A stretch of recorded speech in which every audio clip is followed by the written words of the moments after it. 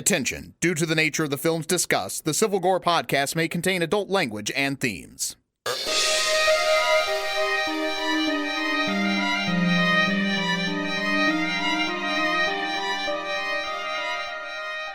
Hey there, everybody. Welcome to episode 123 of the Civil Gore podcast. I am your woefully unprepared host, Tim. And I am not much better prepared co-host, Brian. We're joking, but not at the same time. We've both had horribly busy weeks leading up to this. You know, of course, we had the holiday, the Thanksgiving holiday, and we did have a major giant episode right before this, so we have a full episode for you, of course, but like as you'll see, there's certain segments that are very short, such as our first chop, which sometimes could be long. This one may be the shortest first chop in history. Dismemberment's decent sized. So, I mean, we still have a really fun episode. It's just there'll be certain segments that in the beginning that you may be like, huh? What? It's over? And Ken will be just sitting there, like, probably laying back in a chair with a cigar and a smoking jacket saying, aha, this is the show I want. A nice, short show. I don't think it's going to be short because by the time we get through the gift guide, it's probably going to be pretty packed. So, yeah, and I'm the same way. I had a really busy week, and not as an excuse, but with the holidays, I think Thanksgiving being so late this year just really threw me for a loop because it seemed like soon as Thanksgiving was over, it was like, oh my God, Christmas is in like 3 weeks, and I've right, nothing done. And you know, and I think that's why I think the gift guide feels like we rushed. We have this like it's right on top of the Thanksgiving holiday. Last year we had the break in between. Yeah, we had the week in between to prepare, so that's it makes a difference. It really does. And I know Tim's work schedule's been crazy, my work's been crazy, so yeah, we just need to get to the end of the year here. yeah I actually rushed out and put some Christmas lights out at lunchtime today, but I'm drinking a pretty good beer, Brian. This is the Edward Teach German style lager. It's a hefty 9.2. And this one's really good. Actually, Ken bought this when he was down last, and he left it behind, so I'm taking advantage. Nice. Oh yeah, you know our Uber driver in Wilmington actually had told us about Edward Teach. Yeah, it's good stuff. Because when we were heading to that brewery, we had this awesome Uber driver from the hotel into the town of Wilmington. It was pretty cool. You know, I was thinking of Wilmington the other day. I was missing it because I was listening to it was right after I had talked to you, and then I was listening to Kevin and Amanda's thing, and I'm like, I gotta get back down there. I missed that little it's town. It's a great town. It's a great town. And I was like, he's proud of his my town. We still didn't get to do our planes, trains, and automobiles commentary. I know. Is it too late now because it's after Thanksgiving? I don't know. It is, but then again, when have we ever done anything? Yeah, I've watched that movie in the middle of summer before, so... Yeah. We could probably fit it in. Speaking of movies, I've been watching... you guys are going to kill me because this is a horror podcast, but I've been watching a lot of cheesy Christmas movies. I don't know why I'm in that mode this year. I think I'm trying to force myself into the Christmas spirit by watching these movies, and so I've watched Noelle, which is on Disney Plus, with Anna Kendrick. That's right. That one's sort of I want to see that. It's good. It's like a cross between Elf and what other movie was I thinking of? It definitely has a lot of Elf influence to it. Like Fred Claus? Yeah, almost like the Elf and the Santa Claus kind of mixed is what it is. It's kind of what it is. And then I watched that horribly cheesy The Night Before Christmas on Netflix. Night meaning night, like K-N-I-G-H-T. So you have like a medieval knight comes to the modern present and falls in love, that kind of thing. I mean, the most unrealistic thing about that whole movie is the size of the house that this teacher can afford in the movie. Yeah, that's... Well, most, if you notice, most of those holiday movies, the person is always in this, like, amazing house, way more affordable than their... it makes seem way more affordable than their job would allow. Yeah. You know, but that's and I'm paying more attention to that now because we're looking at houses, and I'm going, there's no way she could afford that house. Yeah. Well, yeah, no, it's like anything. It's like TV shows with departments in New York City that are I mean, obviously, they need to be big enough just to support the video, the cameras and sound crew. But in real life, New York City apartments are not that big, especially unless you have like 18 people chipping in on the rent. So. And the final one we watched was Home Alone 2, which I have not seen probably in, God, when was that came out? I probably haven't seen that movie in 25, 30 years. Oh, wow. But like right after it came out probably is the last time I saw it. And it holds up surprisingly well. It's a pretty good sequel, I'll have to say. Except there's a cameo in there where you at that point you laughed when it originally came out, like, oh, yeah, he's so funny. I don't need to mention who we're talking about. I think anyone that's seen Home Alone knows exactly. Yeah, I did. That did stick out to me, but it's I was actually really entertained by it. I thought it was a pretty darn good sequel. And I was pleasantly surprised. I actually like that. Yeah. Yeah, no, I like the first two were great, and that's the only two I own, and that's a stretch for me because I'm someone that is a completionist and has to own every series of the movie. Hence, why I own Paul Blart 2, as we've told many a time. And I remember this goes down to Steve Cohn's. We will never let Steve Cohn live this down. He raved about Home Alone 3, how good it was, and so my friend Mark and I decided, when it came out, we rented it, and that thing was abysmal. And I'm like, this, I mean, obviously, without Macaulay Culkin, you take a step down to begin with, but it was Alex Linz. It was in it. He was the kid in Liar Liar. So I mean, he's pretty good child actor. But the movie was just bad. So I'm gonna watch it because it's on Disney Plus too. Yeah, I mean, you might as well give it a whirl. But I mean, just the subsequent sequels after 2, then it was the one that went straight to. I mean, how many are there? I think there's like 5. I think there's 5. I mean, way too many at this point. But I think what they need to do is do that rumored one or the joke one they did or something where it's like years later and it's Kevin McAllister's kids. They get Macaulay Culkin back, and I think that's what they need to do. But I'd always heard that the fan theory was that Macaulay Culkin grew up to be Jigsaw. Yes, I did see that too, which that would be amazing. And that's how Tim ties it all back into horror. There you go. You got it back in there. Yeah. And actually, I forgot to tell you when you mentioned I'm drinking actually a lovely Abita Brewing Christmas ale, which was good. Julie went to the beer store last week, and I told her just surprise me with a couple of good Christmas ales. And Abita is always one of the breweries I kind of like.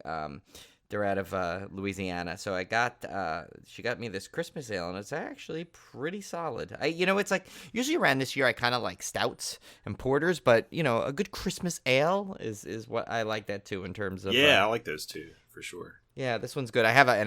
She also brought me a nice 6-pack of Mad Elf from Trogs. Yeah, I love Mad Elf.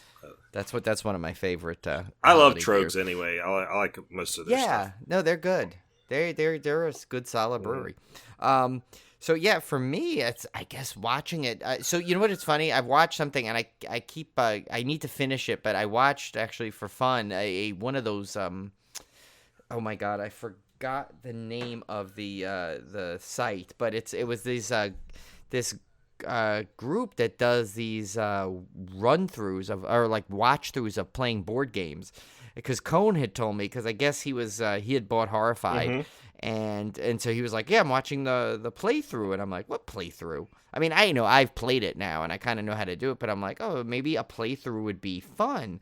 So it was, I watched one for Horrified, and it was these 3 girls, and a guy, and they were playing Horrified, and they were actually being all kind of funny with it. Like, apparently they do a whole series of these things, and I guess the main host does a show, and I'm like, I think I know who you're talking about because I think I've seen those.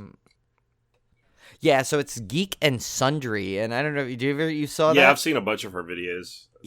Yeah, she's funny. The one they do for Horrified is actually pretty funny because they do all these they really get into it and they're acting all silly and they do these funny accents as they play it.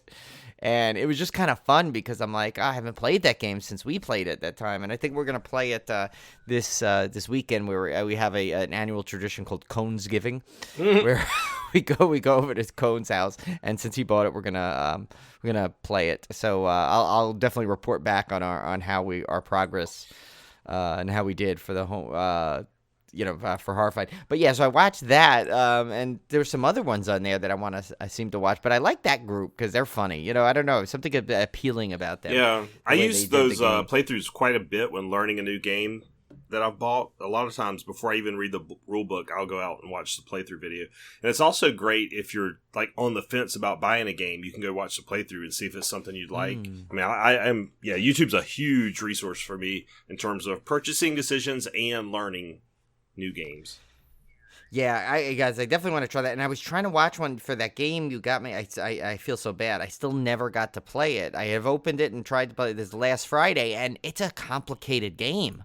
And so I was watching them, even on the video, I was having trouble understanding it. So I think what I need to do is literally play through the game with Julie and I will play it and play with the video with it. Yeah, see if we can sometimes how you have to do it.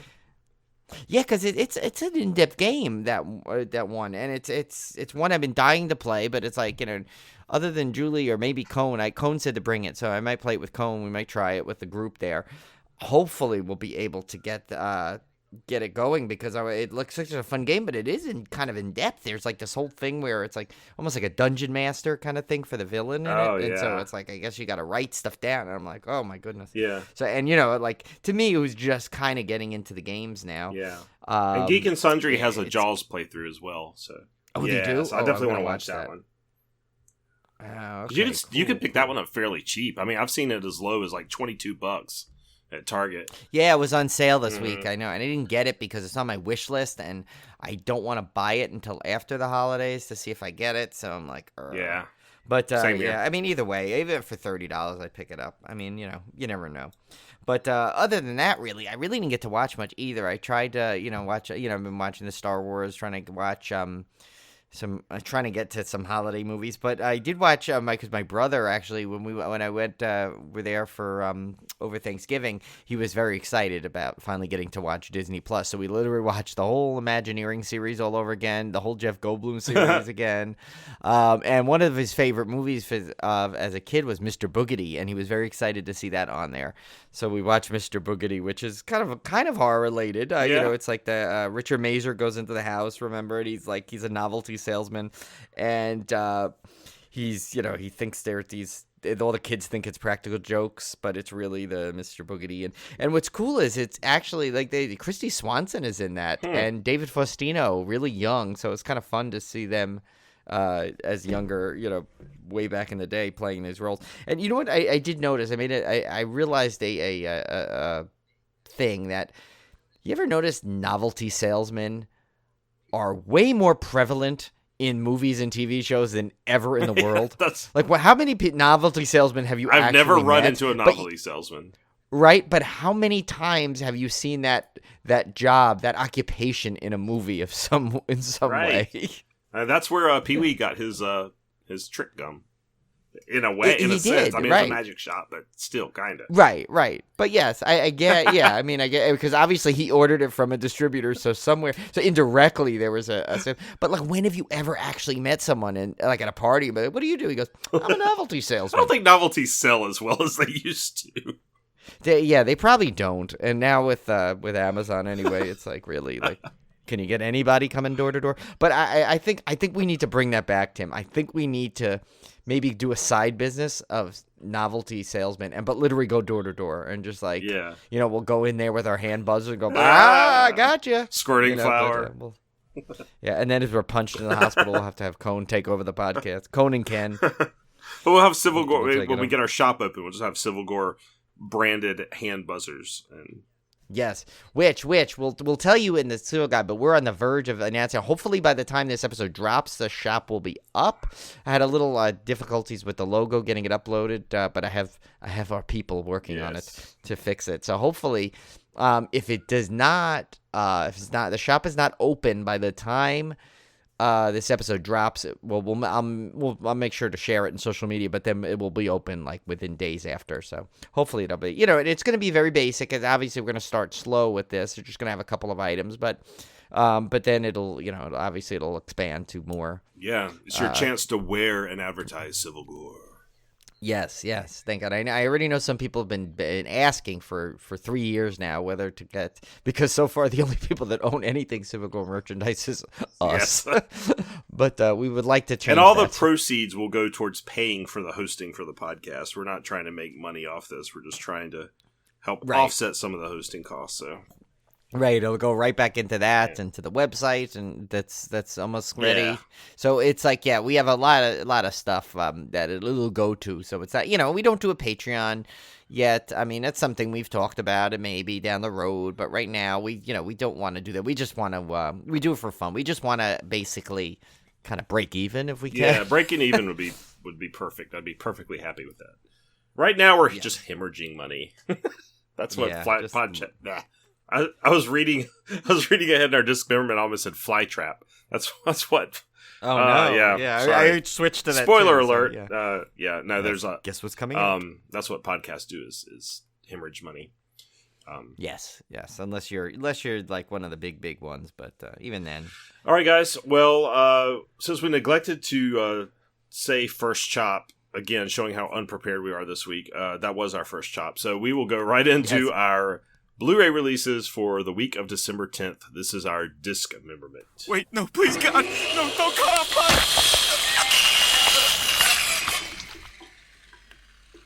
my... Okay, so pretty big week this week compared to the kind of the dud weeks we've had recently. And some really, really good stuff. The guys, you're going to put these on your Christmas list. I've already got 2 of these on my Christmas list. One of them I'm never going to get. Because it's too expensive, but and I know which one that is. That one's been on my list since it came out. And the other, I think the other ones are all on there. And actually, I got to tell you, there's some of these that I watched a trailer for that I kind of want to add to my list now, but it might be too late because my usually people that use my holiday list have already usually you tell me 3 weeks prior to this recording, can you put your list up? Make sure it's ready. Yeah. All right, so let's get right to it. First up, big release this week is, of course, It Chapter 2. This is the Warner Brothers disc. It comes in a 4K version as well. And it has some pretty good features. It's got an audio commentary by director Andy Muschietti. Pennywise Lives Again featurette. This Meeting of the Losers Club has officially begun featurette. Finding the Deadlights featurette. The Summers of It Chapter 1, You'll Float 2. And the Summers of It Chapter 2, It Ends featurettes. So, a lot of good extras. God, too many numbers in there. Yeah, but it's a lot of good extras. You'll Float 2. Yeah. Chapter 1. So, I'm definitely going to pick that one up, of course, to complete the collection. Yes, that is a part 2 that is worthy of purchase. Yeah. Unlike Paul Blart. This next one is the one I was alluding to that is so expensive, but man, what a fantastic set. This is Twin Peaks from Z to A. This is released by Paramount.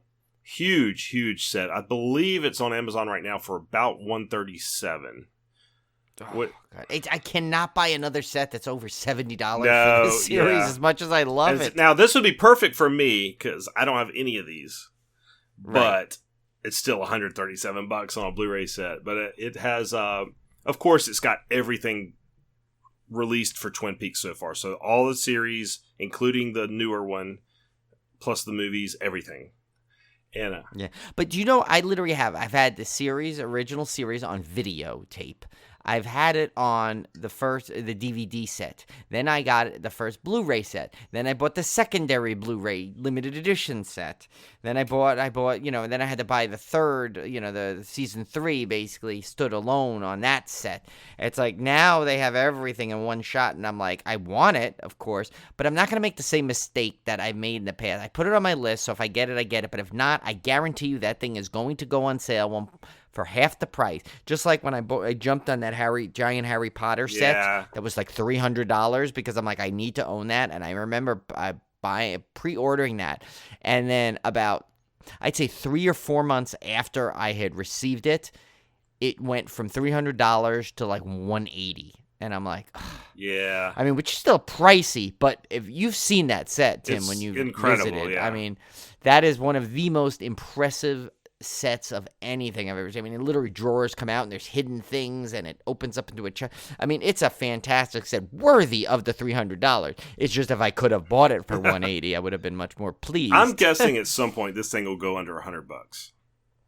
Easily, yes, it will. I mean, I know it. I think it's limited. I think it might be numbered, right?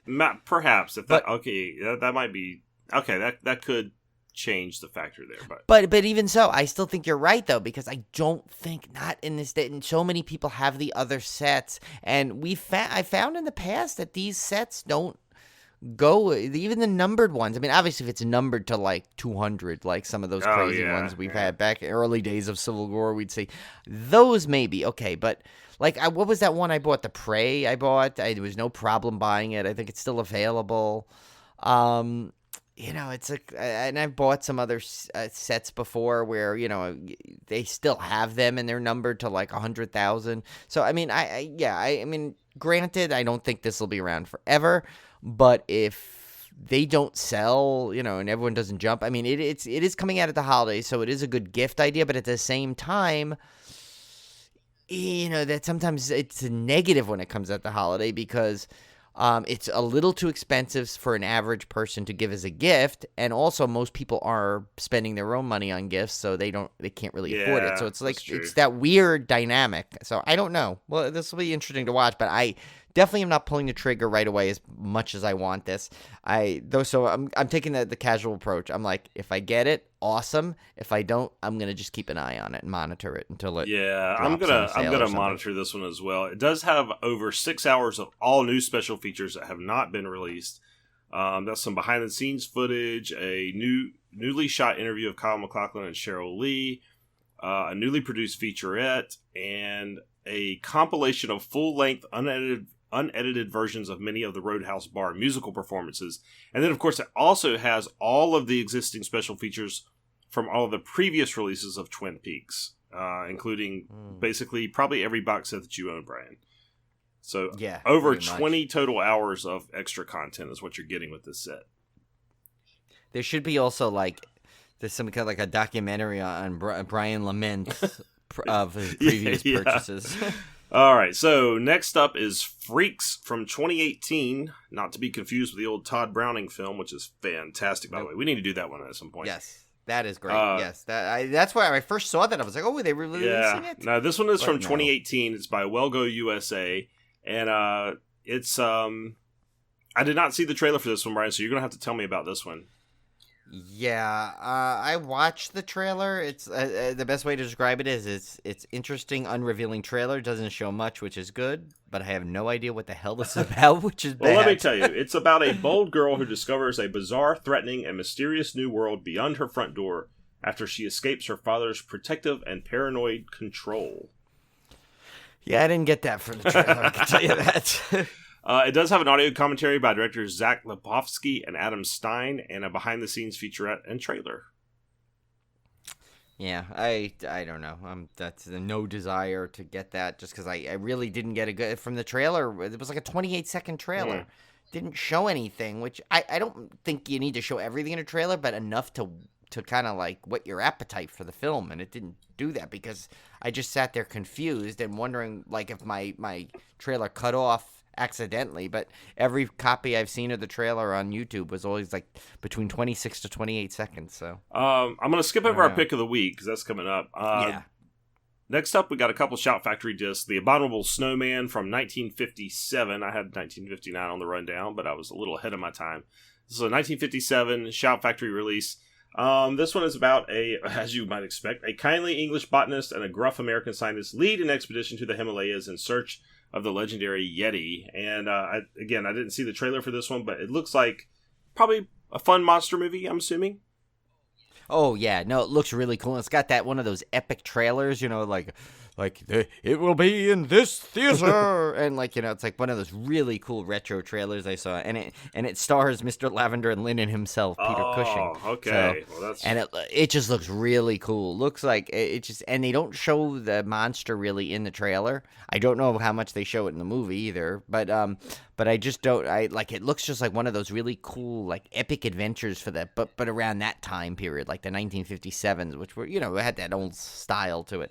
But this actually looks really, really cool, and I would definitely, this is something I would want to purchase at some point, whether it's next week or in the future. Yeah, I love the Shout Factory's putting out these little niche 50s discs and 60s, early 60s discs. These are really cool.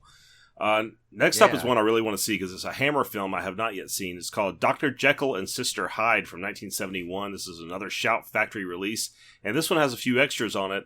New Becoming Sister Hyde, an interview with actress Martine Beswick, a new audio commentary with film historian Bruce G. Hallenbeck, who we've heard of before. Yeah. Lady Killer, Inside Dr. Jekyll and Sister Hyde featurette, and another audio commentary with Martine Beswick, director Roy Ward Baker, writer Brian Clemens, and moderated by Hammer film historian, coolest job in the world, Marcus Hearn, with radio spots and a theatrical trailer. And Brian, this Hammer film just made me think of something funny today. I was shopping the Cyber Monday deals, and I saw this 8-film Hammer collection for $14.97 on sale, and I was like, oh my god, I gotta get this. I had it in the cart, was just about to check out, and I was like, let me double check my shelf and make sure I don't already own this. And yes, I own it. It's in the shrink wrap. I haven't even opened it yet. It's sitting right there. Oh no, is that the one I have? Yeah, too? it is. We share one. It's the same one. So luckily I did not pull the trigger. Why is it so cheap? I don't know. I guess it was a Cyber Monday deal. It went on sale. 8-film collection for $15. Yeah, because we both have one of those, and I think that's the one we have. Yeah, it's definitely the one. I checked the films, so. Well. C'est la vie. Yeah, it's the one with the red thing, right? The Hammer Horror 8-film collection. Yeah, I know. Of course, I don't remember how much I paid for mine. I think we didn't pay a lot for ours either. No, I think we both got it on sale. That's why because I wouldn't have jumped on that deal unless it was a good deal. I think we got it for, what'd you say, it was like 8? Yeah, it's 8 films. Yeah, I think we got it for like 20. No, I meant the cost. What was it, 12? No, it was like 15. You said? At least 15. I think we paid 20. It was very low. I don't remember it being. I wouldn't have bought it if it had been more than 20, probably. Yeah, and I remember we got it at the same time. So next up from Severin Films, we have one called, I guess you pronounce this Vi. It's VIY, and and it was in Russian. I think. it's a Russian film, and it's from 1967. I'll read the summary here. A young priest is ordered to preside over the wake of a witch in a small old wooden church of a remote village. This means spending 3 nights alone with the corpse, with only his faith to protect him. And this one has a very good 7.4 rating on IMDb, so this one must be really, really good. Yeah, the visuals of the trailer was nuts in this thing. It was just all this weird, creepy imagery. At first it kind of looks hokey, but then it gets so hokey that it's creepy, if that makes sense. Because it's woman's flying around. I assume that's who Vi is. I don't know. And she's floating around, and then next thing you know, she's speeding towards, and there's a lot of weird effects playing on. And for the time, I was like, wow, this is pretty impressive. And the fact that it's not in English was, it's a very disturbing thing, because I can't understand, I didn't know what they were saying, so there was no comfort level at all in the trailer. So it's definitely really creepy, but it made me really want to see this movie. Well, there's some really cool features on here. There's an interview with Richard Stanley. There is a featurette called From the Woods to the Cosmos, John Lehman Riley on the history of Soviet fantasy and sci-fi film, which that sounds utterly fascinating.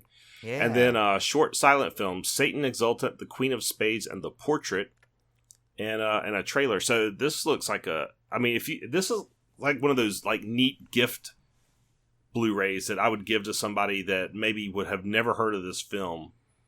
Somebody like you, Brian, I would think, maybe you've never seen it. Maybe it's probably one I know that you've never owned, but you would appreciate. No, I don't own it, and I've heard it mentioned before. I've seen it in some kind of vampire, the top something vampire films or something, and I've seen it, never really knew what it was.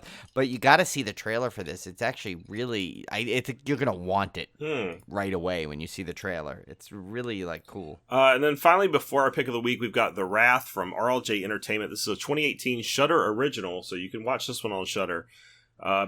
That's why I knew I heard. Yeah, it. but if you want the Blu-ray, this is well, I'll read just the synopsis. In the household of Li Gyong-jin, a high-ranking official of Joseon Kingdom, 3 sons die from an unidentified horror.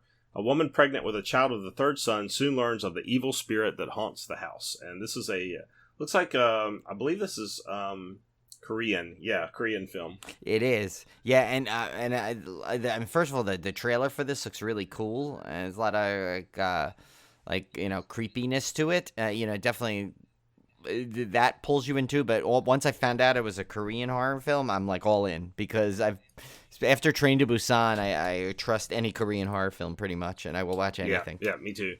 So that brings us to our pick of the week. Brian and I agreed. I thought Brian might break from me and go for the Twin Peaks collection, but he stayed strong, and yes. He joined me. Pretty much for the reasons why I mentioned why, it's why I stayed with this one. But he joined me into putting on his wish list the Fly collection. This was from Shout Factory, and this includes 5 movies. I did not realize there were 3 original Fly movies, but there were. Oh, I thought there were 2. 3. Also. And then there were the 2, of course, the 1986 version and Fly 2, which happened in 1989. And this collects all of those together in a $60 package. You can get it for $60. I think MSRP is $80. So fairly reasonable for 5 films, definitely reasonable. And when you see this extra list, this is a bargain. So I will read through these. I won't go through every single thing because there's a lot of them, but I'll give you some of the highlights. So first up, you're getting The Fly from 1958. This has a new audio commentary with film historian Steve Haberman. It has a previously released audio commentary with David Hedison and film historian David Del Valle. Biography of Vincent Price. Flytrap catching a classic featurette and a theatrical trailer. Return of the Fly from 1958 has 2 new audio commentaries and a 3rd audio commentary with actor Brett Halsey and film historian David Del Valle. So you're getting 3 commentaries for Return of the Fly, plus your theatrical trailers, TV spots, still galleries. Curse of the Fly from 1965, a new audio commentary, again with film historian Steve Haberman, a new interview with actress Mary Manson, new interview with continuity Renee Glenay, continuity person, I guess. Theatrical trailer, TV spot, still gallery. Then we come to The Fly 1986. We missed a new film story and we've never mentioned before. Oh, no, that's right. That's coming now. Yeah, Sorry. we haven't seen this guy before. We have a new audio commentary with author film historian William Beard. I think he's related to our friend Adam Beard. know, but that's cool. I like to... we're getting quite a collection of film historians here. Yeah,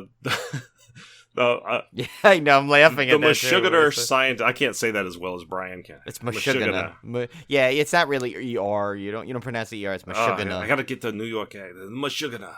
Yeah. All right. Meshuggah. That's how I'm working on it. Yeah. I'm Southern boy. I'm getting there. A few more trips to New York. I'll have it down pat, Brian. Yeah, you'll get it. This has that's an interview with producer Mel Brooks, executive producer. I did not know Mel Brooks executive produced that film. That's crazy. Yeah, I did not either, actually. A new interview with producer Stuart Kornfeld, which just missed being Cornfield, which would have been awesome, but okay. Yes. A new interview with composer Howard Shore, a new interview with cinematographer Mark Irwin, a new interview with casting director Deidre Bowen, an audio commentary previously released with director David Cronenberg, The Making of the Fly, the Brundle Museum of Natural History featurette, deleted scenes, extended scenes, alternate ending, test footage, vintage featurette. I mean, the list goes on and on. God. There's a short story, original screenplay. It's crazy. This is a packed disc. 2 Easter eggs. I mean, this disc by itself, outside the collection, would be a must-buy. Just this disc alone. But I noticed there's 2 Easter eggs. Wouldn't it be like fly eggs instead? Yeah, I don't know. Yeah, we'll have to do some research and get back to you on that one. Yeah. And then of course you got The Fly 2 from 1989. This has new interviews. Let's see, I'm scanning through all these tons of features, tons of new interviews. Oh my God, An audio commentary with director Chris Wallace and film historian Bob Burns. Tons more featurettes, deleted scenes, theatrical trailers. I mean, there's probably hours upon hours of extras in this set. Yeah, some of these I may have seen because there's that one the good Blu-rays that came out for the Fly and Fly 2. The modern ones, they have some of these features, but like a fraction of them compared to what they have on here. Yeah, and I don't have either of those on Blu-ray yet, so this is like a must-have for me. This one's going on the wish list definitely. For sure. So I guess we'll start with the holiday gift guide. It's a little different this year. I mean, there's just specifics in there, but there's also it's more of a general feel. I figured we wanted to go with this holiday gift guide. So obviously, one of the first things, I guess, Tim, you and I can alternate these. The first ones, of course, is you want to get Blu-rays and DVDs. I mean, that's one of the segments in our show. We just went over a couple of big ones, of course, like the Fly collection, of course, is a big one. But also, there's some other ones that are coming out in the next couple of weeks that you can get just in time for the holidays.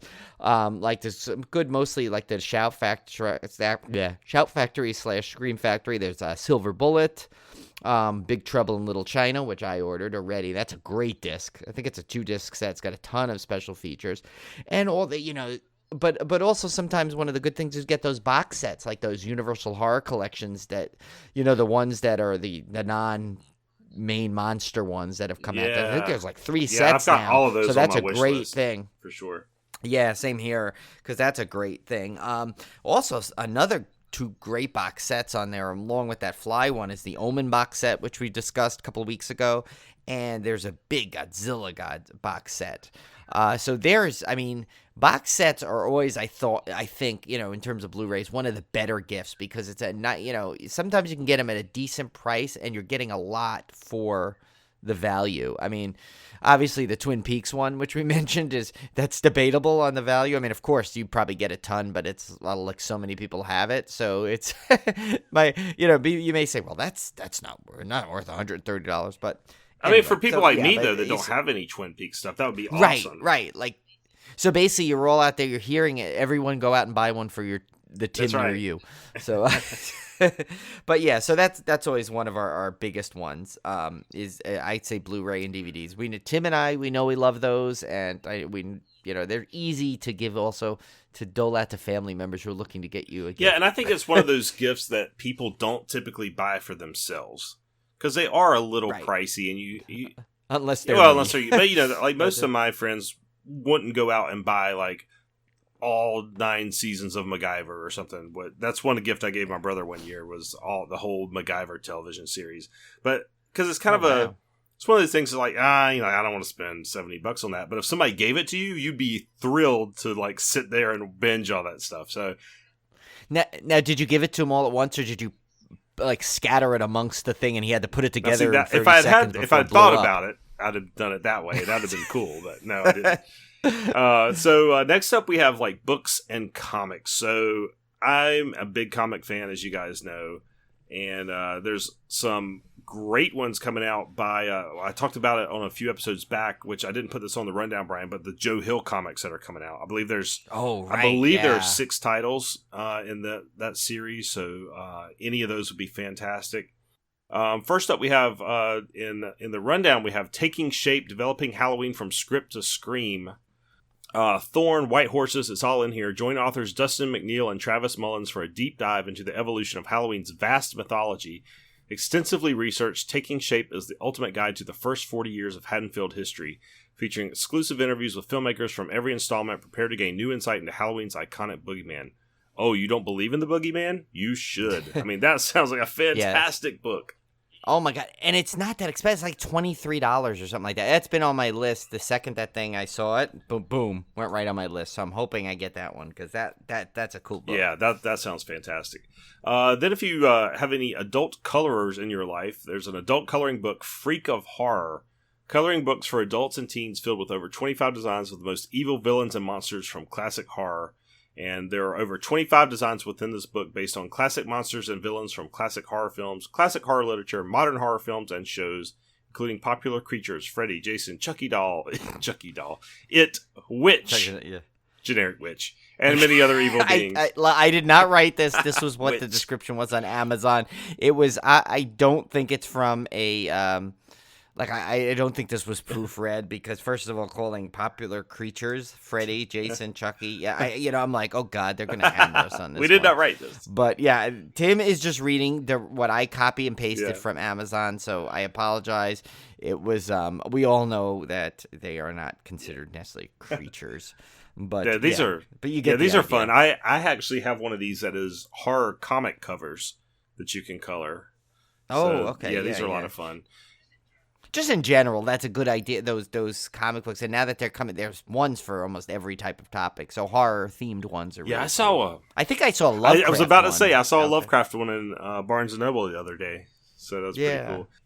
And then, of course, being Civil Gore and being that we interviewed this author a few episodes back, we had to put some Neil Cohen books on here. This is his fantastic zombie series, starting with Exit Zero, Nuke Jersey, and Zombie Democracy. So check those out. Those are really fantastic. And his other book that you ordered, Brian. Yeah, the fanpreneurship one. Yeah.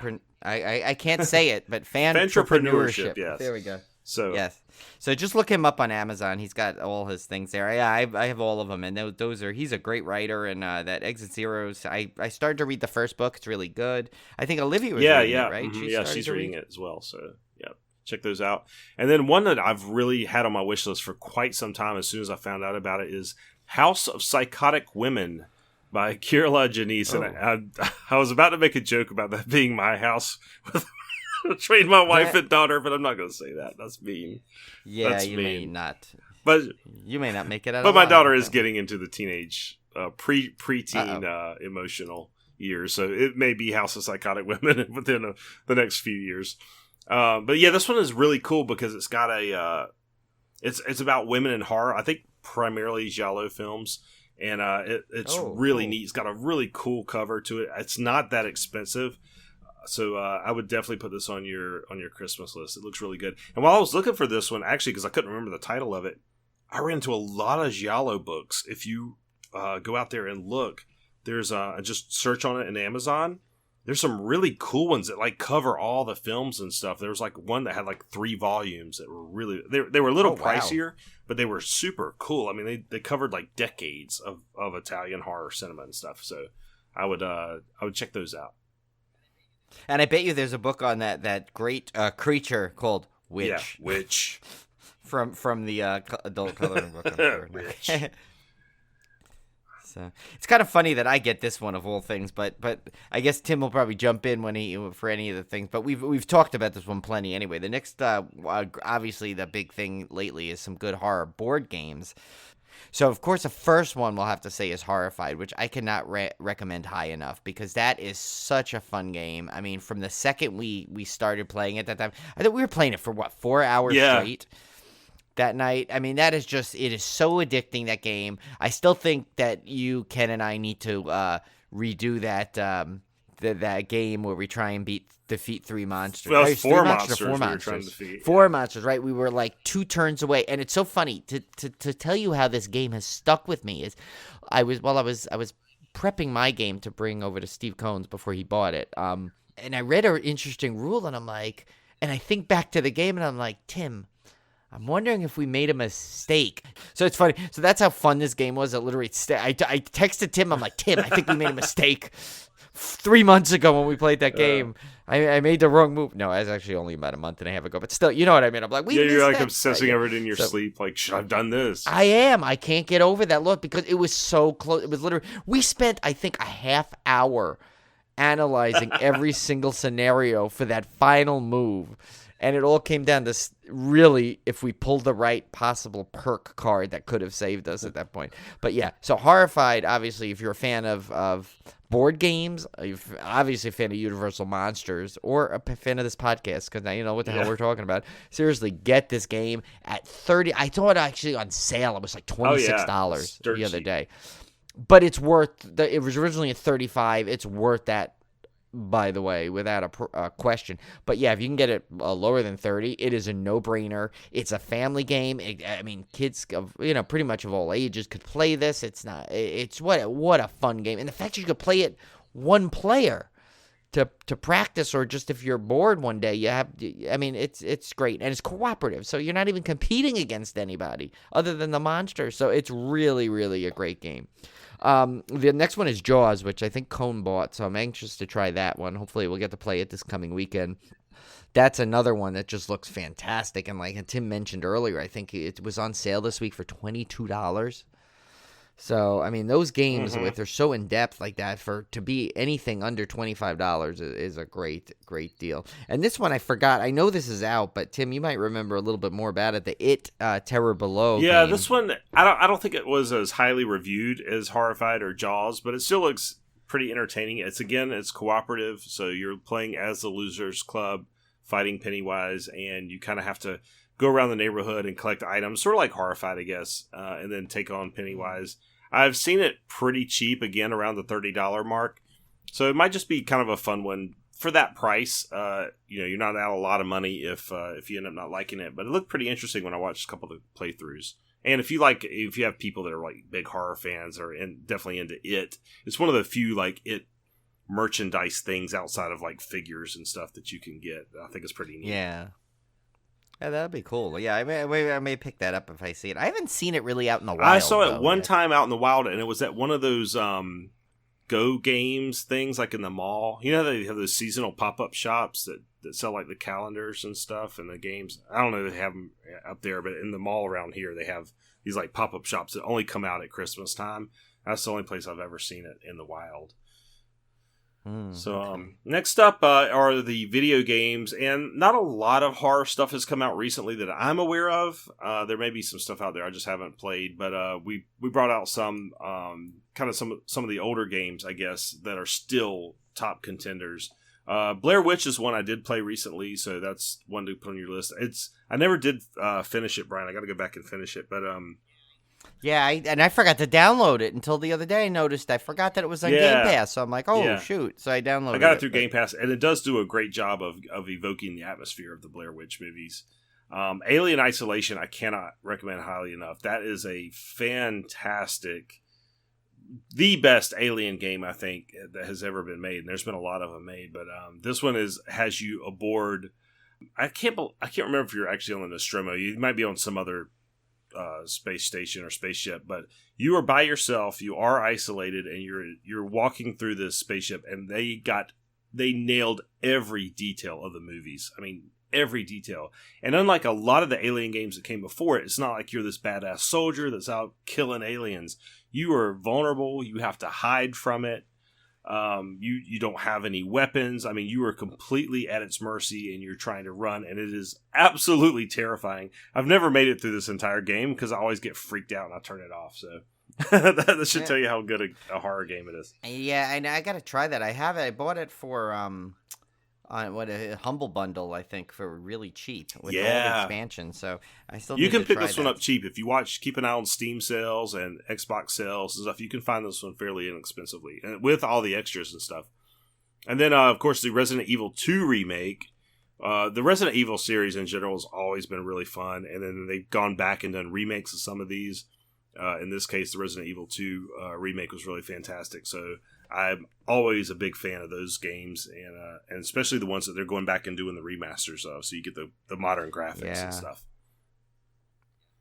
Yes, I definitely want to pick that one up because I was a big fan of the original. So yeah.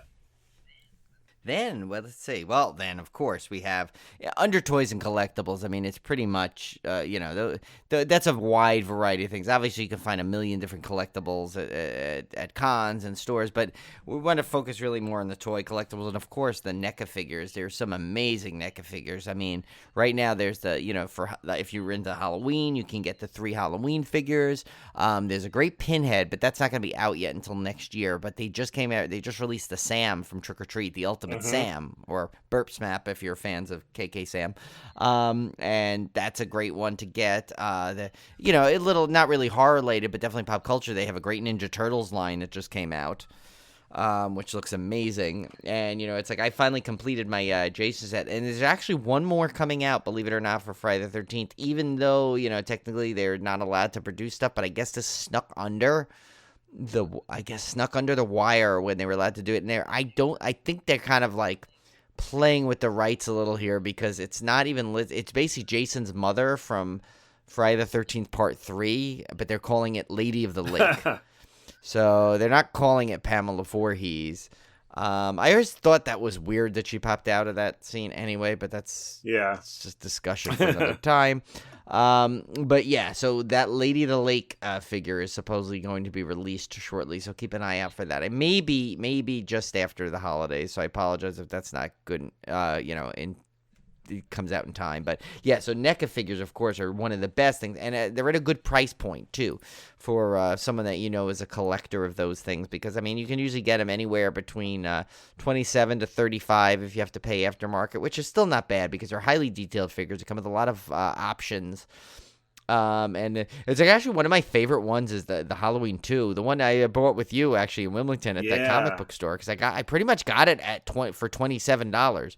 I got that comic book store we went to in Wilmington was charging exactly what Target charged, which was great. That was where we met. We were talking to the girl that worked there, and she was helping us with some stuff, and she was saying that, remember Tyler Maiden came in there, and so we were talking about stuff like that, but yeah, so I bought that there, and I love it because I could pose it exactly like it was at the end of Part 2, where he's got the scalpel and he's blinded because the little blood's coming out of his eyes. Yeah. So that's how I have him posed, where his hand is like he's looking down and his eyes are bleeding, and he's kind of blindly swinging the scalpel at an imaginary Dr. Loomis, because there's no. Oh, they need a Dr. Loomis so bad. Man. They do. They really do. So, and of course, the Halloween, the remake or reboot, I should say, or resequel, whatever you want to call it. I've heard it referred to all three. There's the Laurie Strode figure, and obviously the Ultimate Michael Myers, and the new clothed Michael Myers came out, and that's what they're calling it. Now, it's not like the other one you get is I was about to say, Michael where's Myers? the naked one? That's the one I want. Yeah, it's not really naked Michael Myers. It's just clothed Michael Myers. And I can't say not that because I want to see him naked, but just because I think it would be hilarious, yes. Him standing there in nothing but his like boxers and a mask. Yeah. You just want to see his shape? Yeah, exactly. Is that what you're trying to do? I don't know. Maybe that was weird. But yeah, so that was so anyway, like that's one, but it's just a cloth Michael Myers outfit. Okay. That's I think like about $20-something. It still looks like the same as the one that you could get with it. It's not cloth, but yeah. So, unfortunately, but it doesn't come with the NECA accessories. still has not produced the Don't Look Now Donald Sutherland figure with baby smooth ass. Yes, they have not come out with that, and I have to say they finally wrote me back on my request in that, saying please stop asking for this. You're reaching, and you're never going to get it. So yeah, and NECA is usually good customer service, but I think even this was a little too much. But that would be a cool figure though to come out with that little red woman. Oh yeah, the little red coated woman. That would be a great figure, like a 2-pack or with Donald Sutherland. The Donald Sutherland from Invasion of the Body Snatchers. It's in all the memes where he's pointing with Oh his face. yeah, Like, that would be a great NECA figure. There's not enough good memes of that either. There's a lot of them, but there's one like, how come he's not like singing opera in any of these memes? Because I use that. I use that picture at every opportunity where it makes sense. So I'm a big fan of that one. It's a great one. That's a movie we have to do, by the way. We need to do the that Invasion of movie, Body Snatchers? Yeah, we could do that one. Yeah. That'd be a great one. Especially because we need more Donald Sutherland. I'm sure other people are like, no more ass talk. Yeah. But... Oh, you're getting it. You're just lucky we haven't mentioned Kurt Russell's Sack yet, and we're already in December. Yeah. And I haven't watched that Christmas yet night, again, yes. but I'm going to. Oh, yeah, I will as well. And there was something what did I just say? I think there was an innuendo about the sack in actually our movie today. There probably was. Santa's sleigh. I want to say there was a reference to that, and I kind of chuckled. Next up is clothing. Of course, the two big players in the horror clothing market are Terror Threads and Fright Rags, and you can find some fantastic designs from either of those guys. And when our Civil Gore shop opens, buy a Civil Gore logo shirt for the special someone in your life. Yes. Yes, we plan to have, like, when it first comes out, we're going to have, like, some of the basics, the shirts, sweatshirts, and, cups, mugs, and all that stuff. But, but yes, hopefully we'll be a player in that if you want to buy a shirt. Yeah. And we if you obviously have any ideas for merch too, send them our way, because I know we have a couple of we toyed around with maybe having some of our famous saying shirts, like if you guys got any designs that you want, like, because I think initially we're just gonna have the logo. Yes, right now it's just gonna be the logo, but we could have some funny sayings and stuff. Or I don't know if you want to wear me and Brian's face on your body. But. No, I don't know if that'll ever be a thing. That would be a very limited one out of one run, I guess, if someone really requested it. But there could be one like hey, something with a sack. I don't know. Yeah, we'll play around with it. I do not want to get sued by Donald Sutherland's family. No, it would have to be like. Yeah. No, it'll have to be the way some of the other people do, where it's like it's loosely based on not the real. So. But well, speaking of that, I guess we'll move into our next one. Of course, we discussed in terms of artwork and photos. There's we discussed with the Ghost Girl greetings how they have some prints and cards. That's a great gift, obviously this time of year. But there's also some others too that one of the ones we interact with on Twitter, Abigail Brahman. We mentioned her before. She has her own art shop and she does some really fantastic. How the Ghost Girl greetings are kind of more little kind of cutesy, kind of cartoony art. Abigail Brahman, she does much more. I don't know what the word is for it, but much more elaborate art, I should say, and where she has some really, detailed, more realistic-looking artwork on there. And you can find her at, we'll have to publish this list somehow, but just in the meanwhile, it's Abigail Brahman Art, and I'll tell you how it's ABIGAIL BRAMANART. That's all one word. Store Envy, which is STORENVY.com, and you can check out her stuff. She's got a great little shop there and shows stuff, and she shares a lot on Twitter too, so if you want to follow her. And then another one I discovered, actually I think he either followed us or he liked something of ours.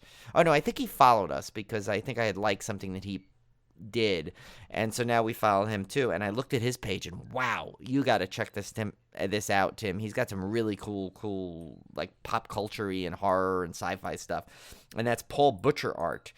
He's got some really cool like play on stuff. Like I think he had a poster. It was like an art poster of it was Calvin Klein and the oh God, what's the name of the band from Back to the Future? Marvin Berry and the Starlighters, I guss. So it was like Calvin Klein and the Starlighters. Oh, that's cool. So if you go look on his thing, and he's at https Paul Butcher PaulButcher.artstation.com. Nice. So you should check him out, or just Google Paul Butcher Art, and you'll find it as well. And if you look at that, he's got some really amazing prints and stuff too. So that's always another option, because sometimes it could be pricey depending on. I didn't really look at the prices of these, but sometimes it could be pricey. But if you're depending on looking, if you know someone that likes to decorate their home office with some cool horror and pop culture art, these are the way to go. Yeah, those are always nice, and that's again another gift that people will not typically buy for themselves, but would really appreciate as a gift. Right, like that thing you got me, the Twin Peaks videotape that person designed, which is really cool. It lights up. It's a literal video cassette, and it's got some cool Twin Peaks artwork on it, and it's just something that someone just created, and I guess she creates all those things. It was a Nancy. It's funny. I have her business card. It was under. I keep it under the video thing that you got me. It's called Nancy's Jars, custom VHS. Yeah, those lighting. Are really cool. So, yeah, so that's one of my things I like to decorate my office with. So yeah, that's another way to go. The other one category we have here that's kind of unusual that people don't typically think about is streaming media. So if you have somebody in your life that is not a subscriber to Shudder, God forbid, get them a Shudder subscription for a year. Yeah, I mean, even just get him a 3-month, give him a start to it, Yeah, something. and the other thing is like we had the Criterion channel here, but that was the one that I signed up for that had some fantastic movies. It's a little pricey for me. It's $15 a month for a streaming service, Right. but if you're giving it as a gift, and I'm sure you can get a discount on the full year if you pay up front, that might be a really good one for a film lover in your life. Not just horror. That's got fantastic films Right, from all over the right. place, foreign films, that kind of thing, documentaries, fantastic stuff. And then, of course, Amazon Prime is always a good option because not only are you getting the film content and streaming content, you're getting free shipping, all the other benefits that go along with Prime. So I'd always recommend that. So I also saw, Brian, not really horror related, but we've talked about it a lot recently, is Disney Plus. They're running some great yes, specials of right now course, where you yeah. can get a full year for like I think $60. So that would be a very reasonable gift price range for somebody that doesn't have a subscription to that yet. Right, and now that everyone is so excited about Baby Yoda, if you want to share That's that with right. somebody, you need to make sure you Exactly. get that. You make sure you get them at the a subscription to Disney Plus. Yeah, I was gonna say that one too. There's some other little smaller ones too, of course. Like I think Screenbox Yeah. and obviously and Hulu, and actually with there's that combo you can get too with Disney Plus, ESPN, and Hulu, and then you're getting both. You get Disney and Hulu with together is a really good formidable lineup of good streaming stuff. So, and next thing is kind of a little bit related because subscription based items. Of course, there's either a subscription to a magazine such as Fangoria, which is that ever since that came back, that is just, I look so forward to it. You got to wait every few months, I guess, because it's 4 times a year, but every episode is so packed and big. It's like this giant, really high quality, almost like a book more than a magazine. And there's such great stuff in there, of course. I mean, Barbara Crampton writes her stuff. There's just always a good thing. It's definitely not a source of a magazine where you're going to find out about, current events, so to speak, because, a lot of times, how much can you get when you're trying to produce it 4 times a year? But it's just great articles on stuff. Like, you'll get something like the one, there was a big thing on Us after, it came, I think where it landed, it was maybe about a month after the movie came out, but it didn't matter because it was such great content that it's timeless, basically. But I think Which that's is great. almost a benefit sometimes because it's not dated. I mean, some of those articles stand Right. the test of time because they're not so tied to recent stuff. Right. Yeah. And along with those, you could, if there's those things that Tim, like he just started his, there was the horror pack, those subscription boxes you can get. So there's horror pack, which gets you some Blu-rays and DVDs. There's Parcel of Terror, which is homemade horror items, which is a really cool idea because then you're kind of mixing a whole bunch of stuff in there that you don't, that most likely the person would not find anywhere else. There's Creeper Crate. And if you got a zombie fan, there's Z-Chest, which is a zombie. Oh, Brian, I meant to tell you, Which is kinda I got another horror crate in. I did not do an unboxing video of this one, but I wanted to tell you what was in it so you guys would know. Yeah, But yeah. some really fantastic stuff in this one. I was very excited. I accidentally ordered this box because I had forgotten to cancel my subscription after I got the deal on the first one. So Yeah. I ended up getting this box in the mail. I'm like, oops, I didn't mean to order this one. But I'm glad I did because it had some really, really cool stuff. It had one of the, maybe this is still cool, but it's not really something I really would use. But they had an Annabelle 3D standee type thing made out of plastic. But if you put on 3D glasses, she turns into like a demon thing. Like a goat demon. So it's that's kind of a awesome. neat, it's not like a neat little thing to put on a shelf or something. But the other items in it were what I was really excited about. There was a poster for some fake movie, and I can't remember the name of it. I'd have to pull the poster out, but it was like some kind of slaughterhouse cinema poster thing. It was really cool. It had an 80s vibe to it. Oh, neat. And then the next thing on there was a shirt, because they always include a shirt with their boxes. And this was a Haunting of Hill House shirt. And it is so freaking Really? cool. It's got this real retro look to it. I'm going to have to send you a picture of it or put it on Instagram because it's really, really neat. And I absolutely love that. And then, of course, both the shirts I've gotten from them have been fantastic. I also got that Bride of Frankenstein shirt that you saw in the unboxing. But my yeah. the prize possession out of this box, I was so excited when I saw this. It is a pint glass of the slaughtered lamb. That's right. Yeah, that I remember you telling me about. the slaughtered lamb yeah. logo on it. So it is super, super, super cool. So, yeah. I need to take you there next time you're in New York, is to the slaughtered lamb, the one that's in New York So City. I will have to say, I was cool. a little disappointed in the original unboxing loot crate I got because I had gotten that stuff before. It just coincidentally, I ended up getting a lot of the same stuff I had already gotten. But this last crate was super cool. I absolutely love the glass. I love the shirt. The Annabelle thing was neat. The poster was really, really cool. I don't have a place to hang it, so it may be going in one of you guys' that might be going in the prize closet pack. Yeah. And speaking of that, I do need to mention you guys that have sent in your address for the horror movie challenge. I do have your prize packs ready. I'm getting them out. It's just the holidays have been crazy, so you will get them eventually. I've got them all together. Yes, and if you don't get one the next couple of weeks, let us know because we may have missed the email possibly. Yeah. I will get those sent out as soon as possible, probably this weekend. And which one is that one you get? Is Horror Crate it's the horror version of Loot Crate. They call it Horror Crate, but if you go to lootcrate.com is where you can sign up for it. Yeah, I kind of want to do it, but then we'll be both getting the same one, so it won't be. We might have to have. Yeah, then we can't. Then we can't trade. If there's another type. No, I know we can't get the same ones, but. So finally, so we have this is a cool one. So.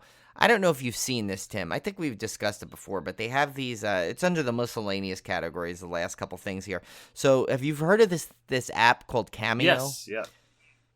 Yeah. So there's a lot lately. There's been a lot of our horror family getting involved in it.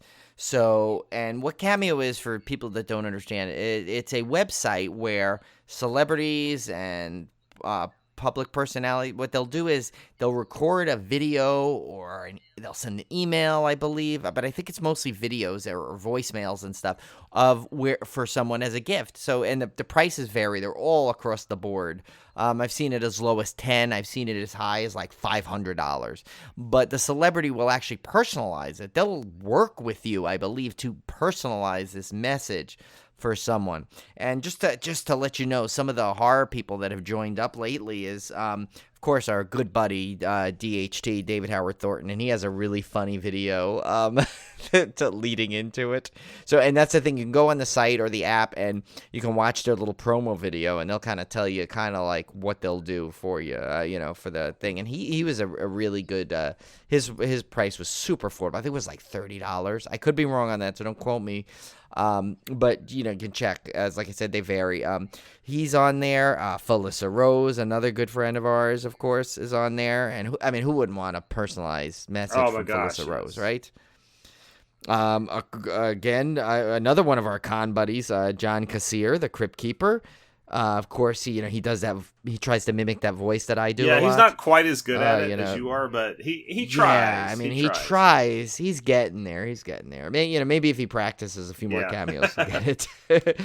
Of course, there's Kane Hodder, Biff Blocker extraordinaire. Zach Galligan is on. I need to get him a personalized one from him, apologizing to me for Biff blocking me. Yes, I agree. And in fact, anyone out there listening wants to get Tim a gift. Buy Tim a Zach Galligan cameo, but explain to him that it needs to be not only a well wish for the holiday season, but a apology for Biff blocking him to the highest degree at the New Jersey Horror Con. Now, he may look at you and say, I don't know what you're talking about, but that's so Zach. That's so him. He Biff blocks and doesn't even realize it. But... and then again, it really is like a who's who of New Jersey Horror Con here. Linnea Quigley is on there. The great Danielle Harris, our buddy Ari Lehman, the Soska sisters, and of course our newest buddy Kelly Maroney. And hers is actually really great because it benefits Reds, the fight to end AIDS. So she does it for charity. So her proceeds go to charity. So the others may too. I just know her specifically gives to this charity. So. I just think what a cool idea that is.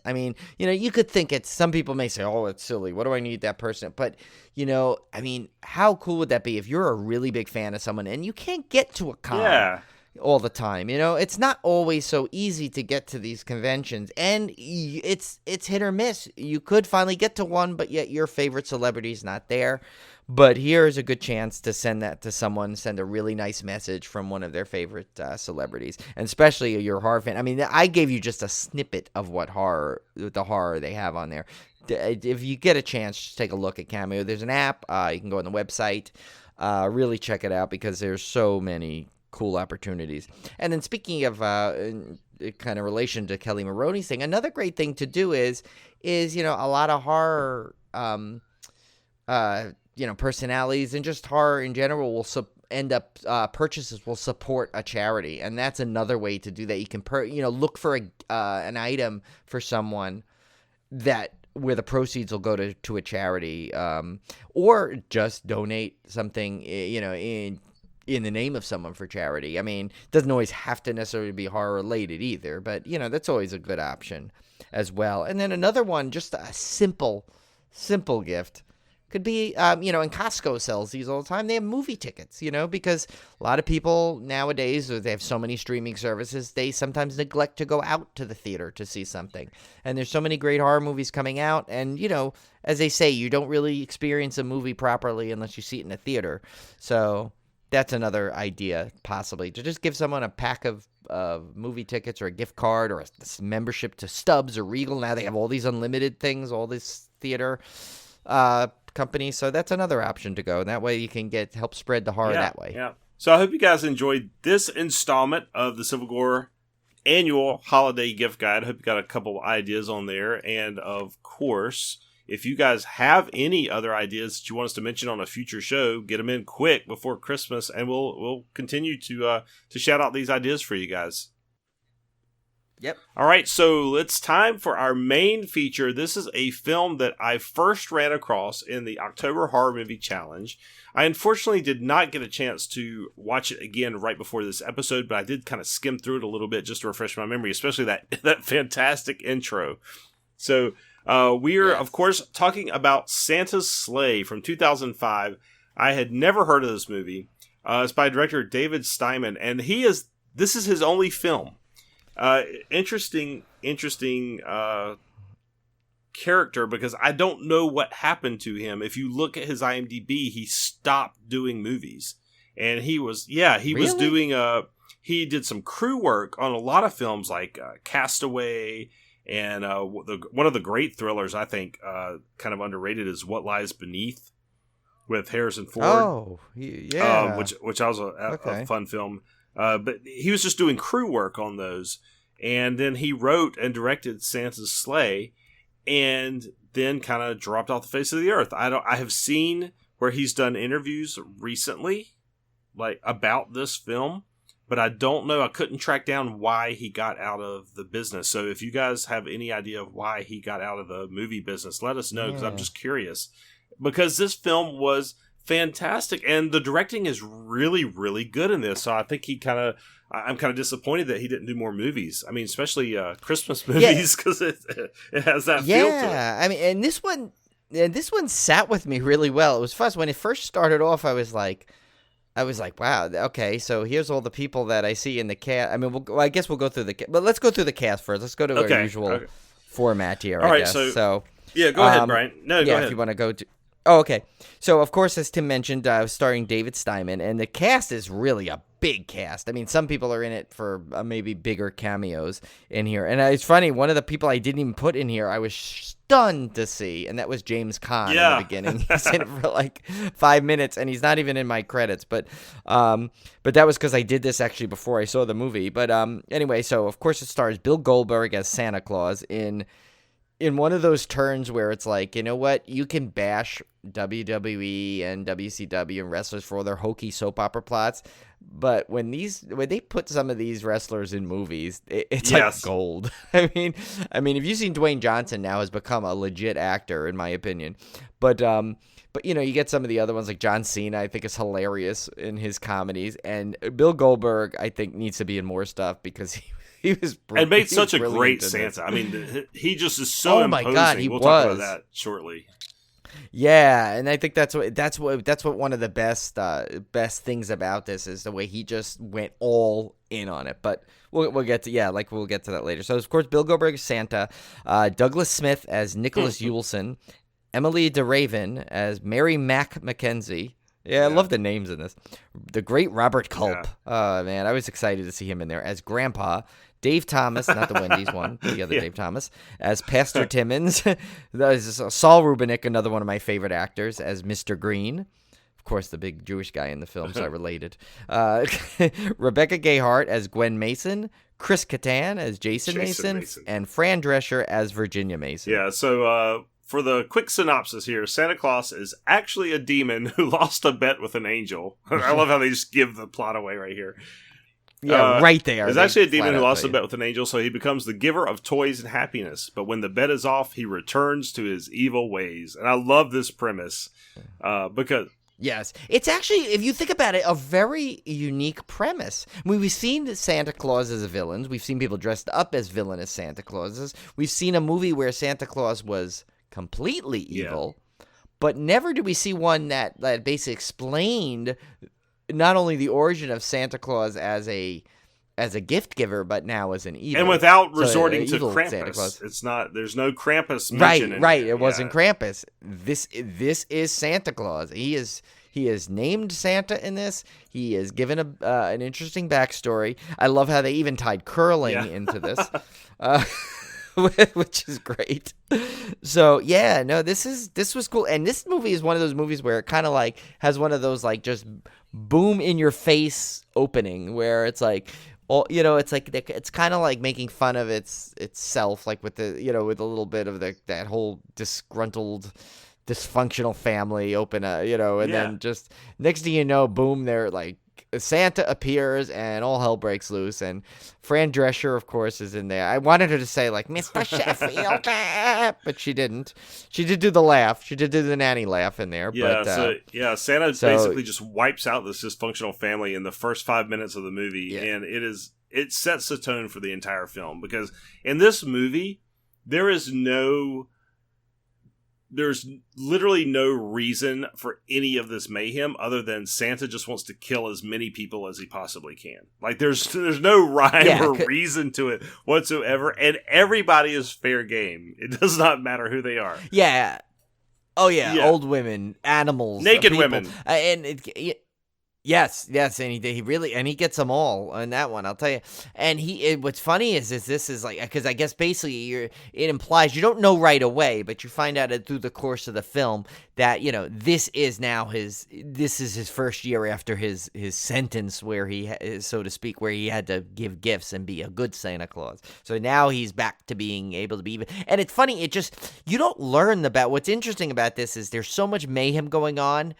And it's not, I think it's like halfway through the film before you discover the story, why he's doing it and why it is. Like, there's just, like, at first you see him, you just assume he's like just a homicidal maniac dressed as Santa Claus. But the way they comes out and, it's like, it's one of those things where, like, the kid, like, thinks, his grandfather's crazy. He keeps spouting off this weird stuff. And it's like, he's even got like the grandfather's like almost a mix of Rand Peltzer and, he's always inventing these weird things. But also like this Looney Tunes guy that's spouting off weird tales of Santa Claus because he's got the Book of Claus, so to speak. But, and he turns out he's the one that is the only correct one and the sane one. And this group that's been trying to warn everybody. It has a lot of the same feel to me as Krampus. In terms of it has that same kind of like dark comedy feel to it, but the thing I think that makes it so great is when I first saw this, like I said, when I first got into this movie, I thought it was going to be just this completely cheesy, over the top, ridiculous, low budget slasher, and it actually feels like a high quality Christmas movie. It has that feel to it, like the same kind of tone and everything. I think it's mainly because of the young actors Douglas Smith and Emily DeRaven. They just look like they could have stepped out of any of those like Netflix Christmas movies or something. They have that look to them, and the way the movie is set out, again, I hesitate to keep comparing this to Krampus, but I have to because I think they have a similar tone. This one's a little more over the top, obviously, but with the way the plot, the pacing, and everything happens, it just has a feel of one of those old-time Christmas movies, and I think that's what makes it so fantastic. Like, for instance, when you learn about the Legend of Santa Claus, it's entirely done in claymation. Just like in the old Christmas specials, and just like in Elf, Elf had that little bit of claymation sequence in it as well, which harkened back to the old Rudolph specials. And this one had that same kind of thing. So I was just blown away by how much this movie did not feel like one of those cheap 80s Santa slashers, but instead felt more like a Christmas movie where there just happened to be completely psychopathic, homicidal Santa Claus inserted into it as other things are going around him. So I just can't recommend this movie highly enough. To me, it's now in the annual Christmas rotation for me. Yeah, I think I might put it in there. And right now, just as of we're recording, I don't know if it's as a release, but as of recording, it's free with ads on Vudu. So if you want to check it out, you can check it out pretty easily. And yeah, some of the it's funny because I was always a big fan of Emily DeRaven from her her stint or her being on Lost, but I think in this as I like the something about it like shows her rank, because in Lost she was kind of one note at some level, not a bad thing. That was just the way her character was. She was. Mm-hmm. She was just, I don't know, for some reason it's like this. She had a lot of you just like instantly super likable in this, and you just like, because she was like, she almost represented like in the cheesiest way of all the good in Christmas, but yet she's got this little edge to her that makes her really one of the best characters in it, and I'm like, and this doofus is not even realizing that, that she's into him, like but it's kind of like, just overall, it's like the cast in this was really well done, because I think it's like Saul Rubinek is like the deli owner is just classic, and it's like he decides to fight Santa Claus, and then of course he gets killed with the menorah. I mean, it's like it's like there's a lot of over the top great gore and a lot of dark humor, but then a lot of obvious humor. I'm glad you said that about the likability, though, because these characters are not one dimensional. Like the kid, I mean, you get these little glimpses that are just expertly written. Like the kid at the beginning of the movie, Nicholas Douglas Smith, his character, he works at this deli and he's facing this irate customer, and you just instantly feel compassion for this kid. And his life, and his sucky job as a teenager, and like Emily DeRaven in the car, she's listening to this music and he doesn't like it. I mean, these little tiny nuances serve to build these characters so much more than some even big budget movies I've seen, where they don't know how to build a character, or the characters just come off flat. I mean, these you just like instantly connect to them just from these tiny little moments in the movie.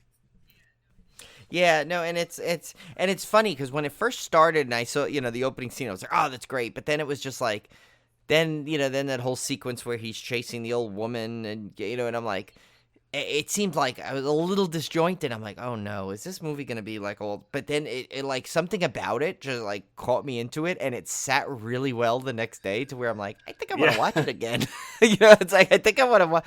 I enjoyed it so much. It was like one of those like, like you can't critique it. You just have to like let yourself go. And it's hard, obviously when we watch it for the podcast, we have to keep a critical eye on it. So, but it's hard because, you don't want to like, obviously, I mean, is this going to be standing up there with like, these epic, 5-star movies? No, but that's not what it ever intended to be. It as in terms of a holiday horror movie though, it might be like the equivalent of a 5-star. It is. It's a lot. It's like, just fun. Whatever that to me, term it's is. sort of like Trick or Treat was, or like Krampus was. It's just like just one of those fun movies to watch around the holiday because it captures the spirit of the holiday, but it puts a lot of horror in there. And I will say, I looked this up. It is not available on Blu-ray. It is available on DVD. I know. Yeah, I want to buy it Blu-ray. though. I want to. So I don't like when Yeah. they do that. We need it on But- Blu-ray. And then we also need a 4K release, and a Shout Factory With all edition the with a Bill extras, Goldberg yeah. Santa Oh, Claus yeah, figure. that'd be cool. Yeah, speaking of him, his costume is amazing. It's such a cool take on the Santa costume. It's so cool. I just loved it. Yeah, because he's got that heavy hat. He's got like a It's helmet. like It's almost like a what helmet. is it, like a or rubber? something. Yeah, I don't know what it's made out of, but his whole Yeah, I know. look just looks so cool. I don't know who designed that costume, but it is freaking awesome. I mean, they could have just put him in a cheap dime store Santa outfit and it would have looked kind of hokey, but he just looks like such a badass in this movie with that costume. It's really, really cool. Yeah, no, and I just liked it. I like it actually took a premise that's not used a lot. They gave an origin story of Santa Claus but then that he. Yeah, it's hard to explain to get it. Well, actually, you know what? Hold on. I'm not saying that right. You know what? Scrap that whole thing. I was going to try and say something, but I realized we kind of said it already, so never mind. But yeah, so overall, I definitely, in terms of a holiday rotation movie, I mean, that's the thing about holiday horror movies, especially Christmas horror movies. There's such a wide variety of them, and they're not just, I know they mostly started off as just pure slashers, but now they've gotten... so much over the course of the year, especially through this podcast, we've discovered such great ones. There's Christmas horror anthologies. There's Christmas horror, like that one, the Rare Exports, which was so unique, compared to stuff. And Red Christmas, which I loved, which it had some, a whole. I think the popularity of Halloween growing and then people wanting to extend that into the next holiday is because you've seen a resurgence in the popularity of Krampus. I mean, that's taken off. I think people are horror fans are just really expanding that into Christmas because you see more horror Christmas movies now than I've ever remember seeing before. I mean, there was always Black Christmas, there was always Silent Night, Deadly Night, but now you're getting tons of them. I mean, well, Christmas movies in general are exploding. I mean, you look how many came out on the Hallmark Channel this year. I think they had a listing. It was 25 different Christmas movies. So they're very popular. The holiday itself is just booming in popularity, but it's fun to see all these neat takes on Christmas horror because there's only so much you can do. So it's neat to see how they get creative with this stuff. And this one was ahead of its time a little bit because 2005, I don't think there was a lot of I'm not aware of a lot of Christmas horror that was coming out in the early 2000s. No, and remember at one point it was that was a taboo subject. You could not make. Yeah. Because remember, I mean, we in Silent Night, just all of the. I think we touched on it when we did that one, where we went through all the all the controversy that they had about it, where it was actually banned at one point, and. Because, oh my God, how could you make a killer Santa Claus movie? Now there's about 40 of them. And some are way better than others. And this one, I think, is right up there as one of the best, though. I mean, if you're, and it almost is a not fair to just call it a killer Santa Claus movie because it's really not. I mean, yeah, sure he is, but there's so much more backstory to this that makes it pretty interesting. So yeah, I definitely recommend. I guess we'll do a couple of little trivia questions, and there is one that I did not include, but I want to make a statement of it to show how nerdy and Tim are with this stuff. One of the IMDb trivia pieces said that and it's the same. Actually, it's Santa's Sleigh is the same title of the movie the horror movie that they were making in Ernest Saves Christmas. It is not, sir, I tell you, Mr. IMDb fact checker, whoever you are. It was called Christmas Sleigh in Ernest Saves Christmas, not Santa's And Ernest Saves Sleigh. Christmas is, without a doubt, one of the best Christmas movies ever made. I agree. I'm laying down. I'm dropping the mic on that. I dare you to disagree. Yes, with me. I am right. I am right there with you. Yeah, just picture Tim and I sitting at one of those little tables out on the lawn that says Ernest Saves Christmas is one of the best movies. You can't change my mind. No, because you won't do it. It's a phenomenal movie. Yes, I saw it in the theater and I loved it. I watch it every year, sometimes multiple times a year, and it's one of my favorites. Yes. And I don't know how we got on that subject, but there you go. All right. No. Oh yeah. But yeah, anyway, so yes, some of the trivia here we have is So it's like it says the old book that explains the origin of Santa Claus is written in Icelandic, and it says some believe that parts of the Santa mythos are taken from Norse legends, which we've seen in a couple of other films. And then I'd say here's a funny one where it says at the end of the film, and this is an after credit scene. Basically, it says Santa breaks the fourth wall, saying, "Who's next?" During his wrestling career, of course, Bill Goldberg made this his catchphrase after pinning his opponents. Yeah, that's it. So, and then, I guess here's just one more interesting one we'll do. And it's funny. I mean, this, in all honesty, you'd almost think it's more than this, but the body count in this movie is 41. Which shows you how over the top. 41 for that's what? Crazy. I mean, yeah, sure, you'll see war epics where you see hundreds of people, but I'm telling you, like in a slasher type of film, 41. Yeah. That's this movie incredible. would be fantastic to put on at a Christmas party if you had horror fans over, obviously. I mean, not with your parents. Oh, stuff, yeah. But because it does have a Can you imagine that? extended scene inside of a strip club. Let me just warn you. But yeah, for just like there a is party boobs. with the right crowd, this would be hilarious to put on in the background. Oh, yeah.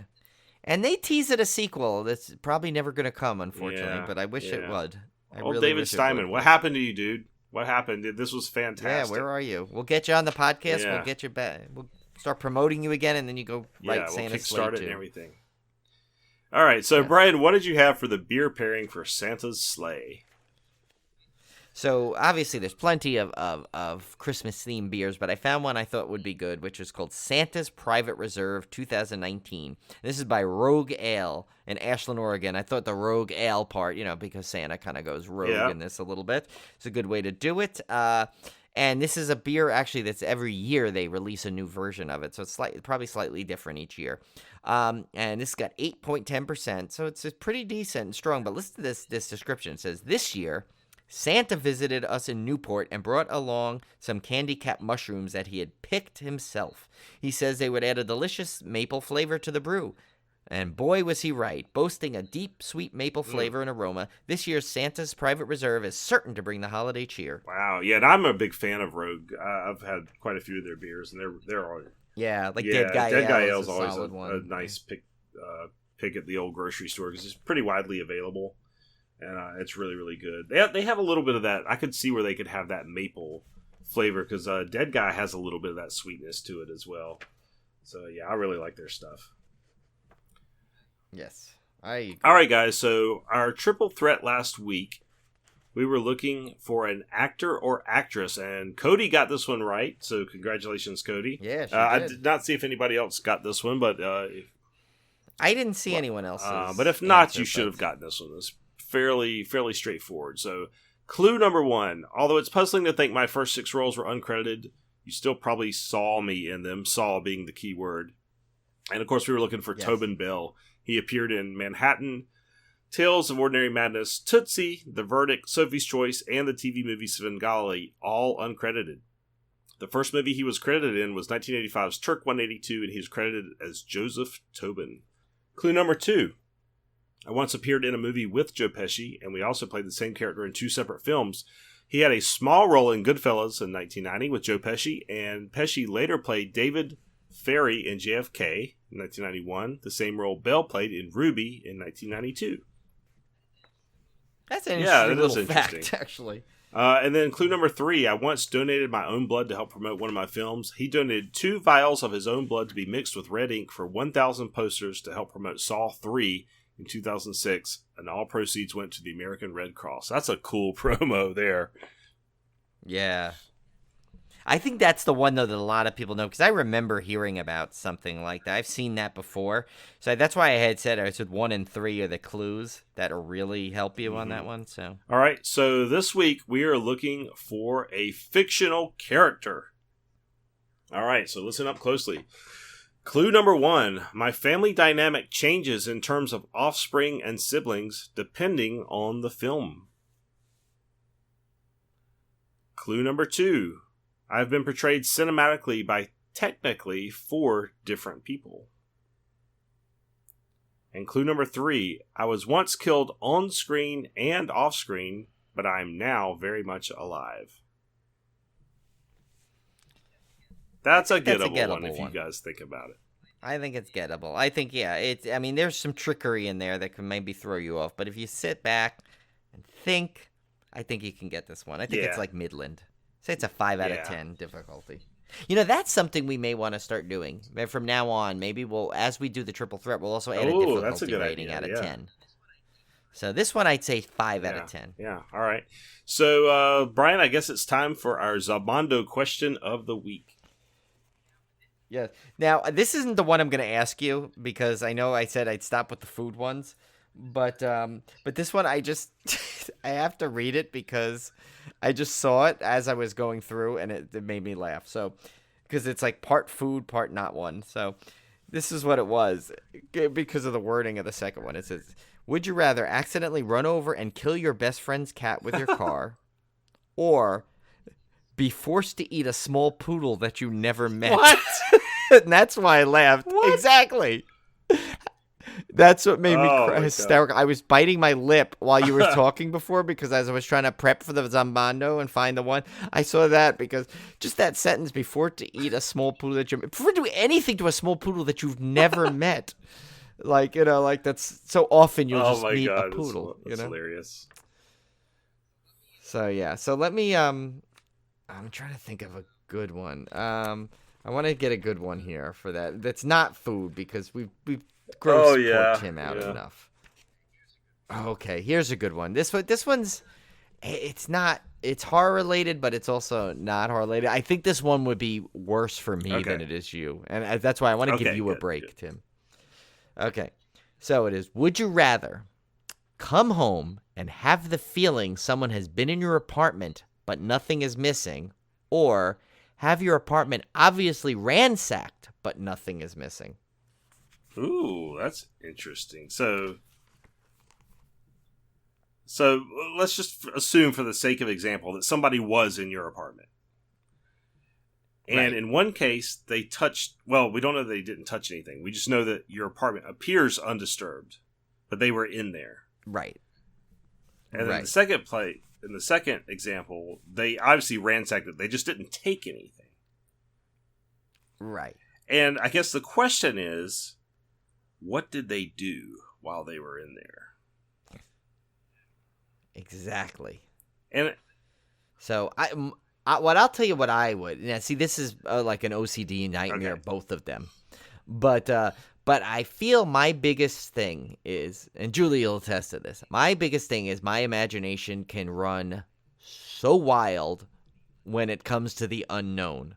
So while neither situation would let's say, put me in a calm state, to put it lightly, I think actually having it ransacked would be slightly the lesser of two evils, because then at least I could focus on seeing those objects, knowing those were touched, and I can rationalize it and handle it and put it away or clean it, do whatever I have to. But if I see nothing is out of place, in my head, everything has been touched.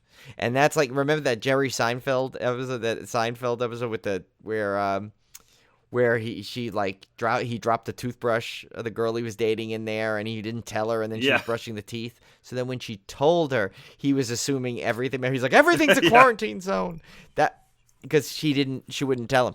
That's why I think that would be harder for me, because at least if it was ransacked but everything was still there, I'd literally just be cleaning and putting stuff away. It also speaks to motive, right? Knowing. Because if somebody comes into your house and doesn't touch anything, comes to your house and doesn't take anything or doesn't disturb anything, is a different motive than somebody ransacking your house and not taking anything. Because the person ransacking your house may have just been looking for drugs or guns or something, and when they didn't find it, they just left because there was nothing left. There's nothing valuable to steal. So, or even just be a pain in the ass and say, "Here, now he's going to clean this up." But it's more of a shallower motive, I guess. But if somebody went into your house, what are they doing? Are they looking through your cabinets? Or are they doing something that you won't notice?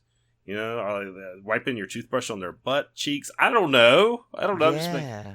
Are they filling like jars up with stuff, or replacing it? Are they poisoning your who knows? Pantry? I mean, who knows what they're doing? I don't know. I'm kind of... Now, Brian, I have been in the position where my house was robbed. So I have come home to a house that was ransacked. So I've lived through that. So I'm thinking also that might be easier for me to handle because I've already experienced it. So I would know how to handle that. Now, in my case, they did take stuff, but they were eventually caught. So, that was not a good, fun time. You really do feel, they say, like, if you get robbed and stuff, you feel violated. For me, it was less violated because I'm not too attached to material things, so it sucked, but insurance was going to cover the material stuff, so I wasn't like too torn up about it. But the thing that disturbed me more was the notion that they might come back, or there was intense feeling of danger, at least until they caught the guy. And I didn't know who he was. It turned out to be like this young kid. He wasn't. It wasn't in my mind. I was thinking these were like terrorist level serial killer like types. not Harry and Marv. But when we found out, it was basically just a kid looking for drug money kind of thing. The fear kind of level went down. Not that those people can't be dangerous. Obviously, they could have guns and stuff. But in my mind, I didn't know that it wasn't like a group of people. From in my mind. Right, you don't know. And what if they decide to come back, and I'm here by myself and I have nothing to defend myself with? Like, what am I going to do? I mean, there was that constant fear for days and days and days. It takes a while to get over, so it's a scary thing to get robbed for sure.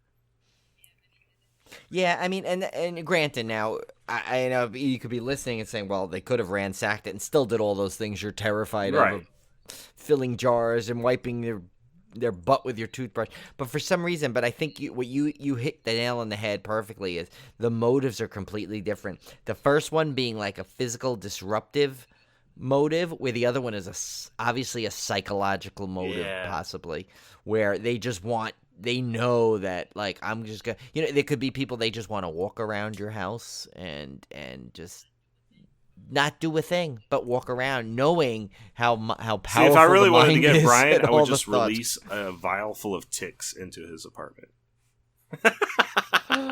No, I'd have to move.